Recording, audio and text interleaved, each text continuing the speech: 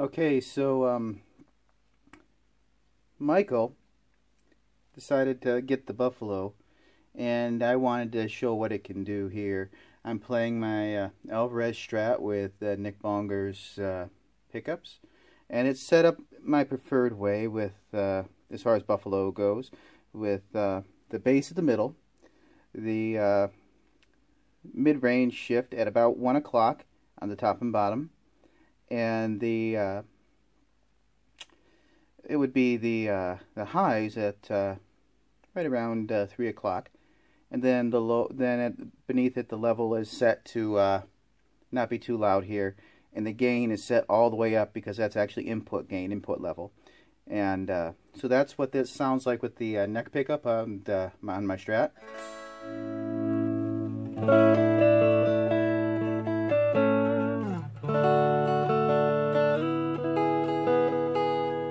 Now here's in between neck and bridge, or neck and middle.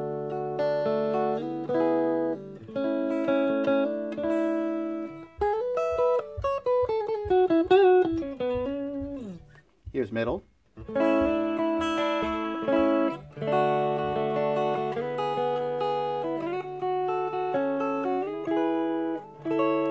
Then here's in between middle and bridge.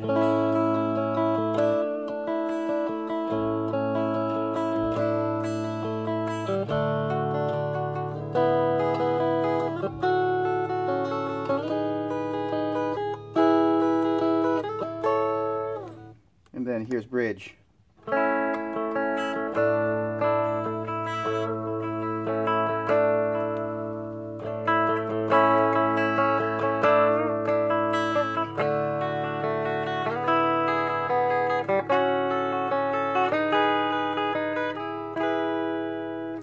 And then with some reverb.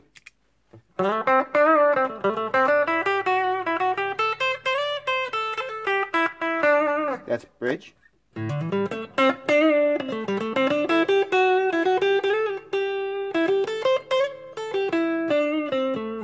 That's neck. And then I'm going to show you the drive, which I like it with just a Mojo Mojo on.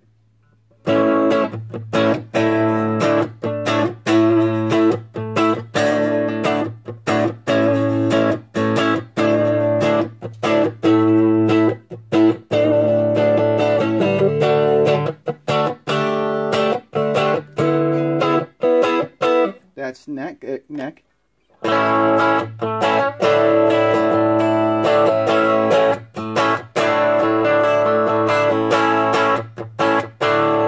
bridge.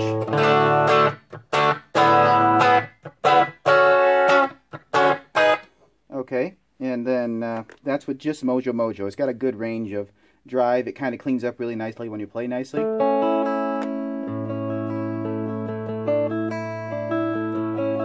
If you play hard, gets a little drive. Now if we add the GT500 in with the overdrive side,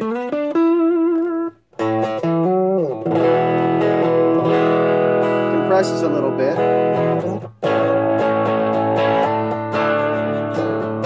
That's bridge. That's neck. And now if we add the distortion side,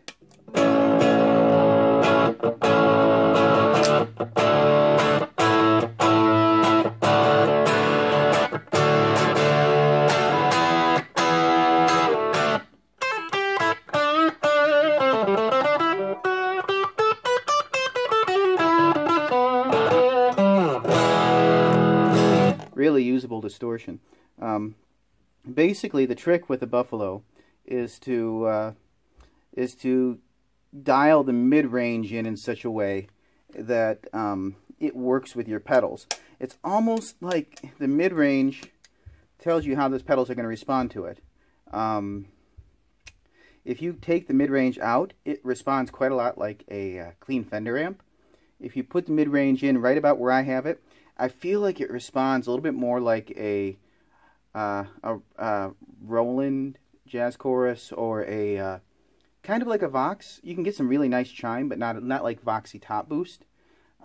If you you can dial in kind of martially sounds too, clean sounds, but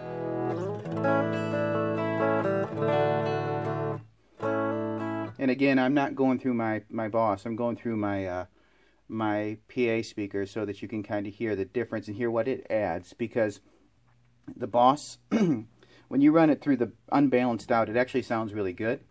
But you have to dial out some highs because the unbalanced out does not have cab sim, and the cab sim kind of rounds it off quite a lot.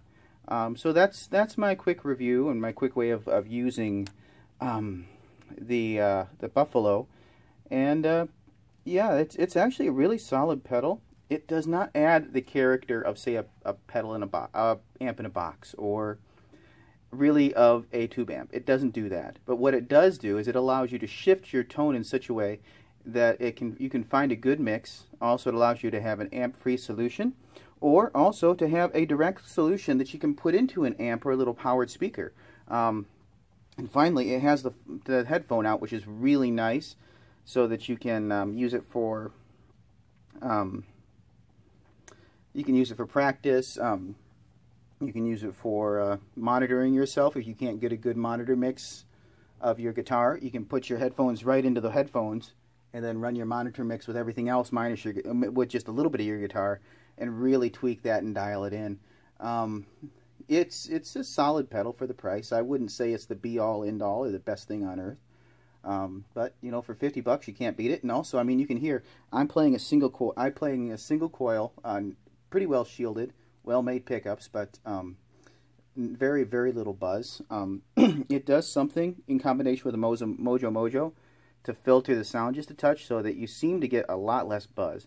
When I run the Boss Direct through the line out, it does add a little tiny bit of noise and hiss. It's not really noticeable, but you notice that this is much quieter when you run it. And again, I'm running it through a conditioned, a noise filtering power supply, and a noise filtering power supply and some other stuff, and HumX and other things.